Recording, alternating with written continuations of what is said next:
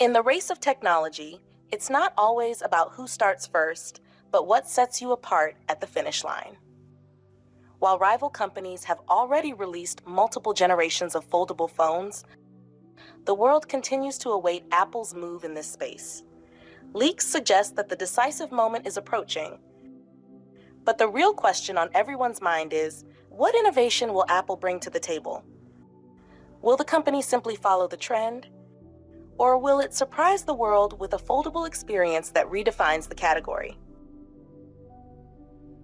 Imagine, for a moment, Tim Cook unveiling a foldable iPhone in the fall of next year, only to ask you to wait until the following spring for its conventional sibling. This might not seem advantageous for the standard iPhone, but it could very well be Apple's upcoming strategy to dazzle the market. This dual-release plan is reportedly circulating through the corridors of Silicon Valley. Apple's proposed schedule would split the launch of the iPhone 18 series across 2 seasons.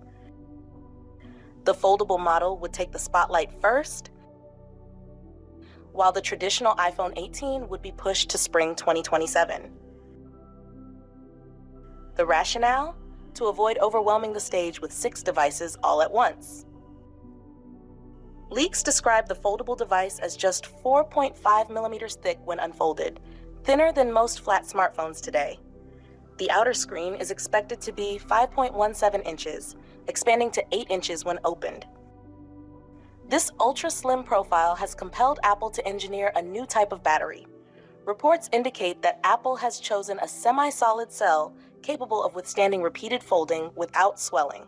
This battery may be manufactured by LG Energy Solutions on production lines previously dedicated to iPads, partially explaining the revised launch schedule, as Apple seeks to avoid supply chain conflicts with its tablet lineup in the same quarter.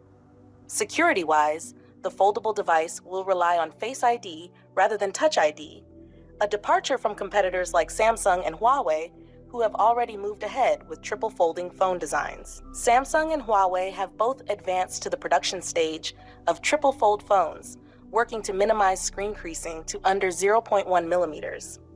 However, their devices still suffer from a weight exceeding 240 grams. If Apple manages to bring the weight below 220 grams, it could win the battle for hand comfort, a critical factor in consumer adoption of foldables, according to market studies conducted by Samsung late last year. To test the waters, Apple is expected to release the iPhone 17 Air this year, boasting a thickness of only 5.2 millimeters. However, this comes at a cost. More than 40% of users reported that its battery failed to last a full day. As for the iPhone 18 Pro, expected in the fall of next year, it's rumored to feature Apple's first under-display Face ID sensors, leaving only a tiny hole for the front camera. This advancement would give Apple an edge over Oppo and Xiaomi by maintaining consistent screen brightness, a lead it would likely extend to its foldable device as well.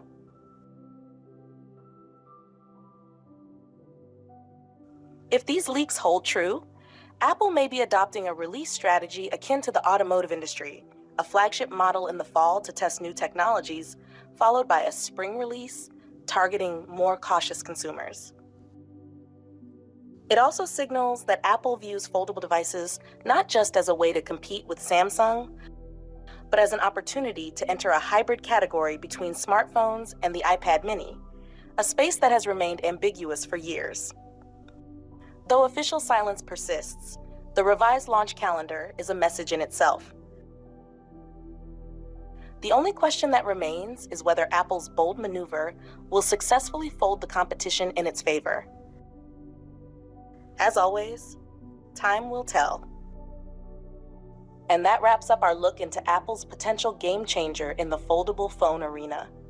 If you found this video insightful, don't forget to give it a thumbs up, share your thoughts in the comments. We'd love to hear what you think Apple's next move might be. And of course, subscribe to the channel for more in-depth tech insights and updates.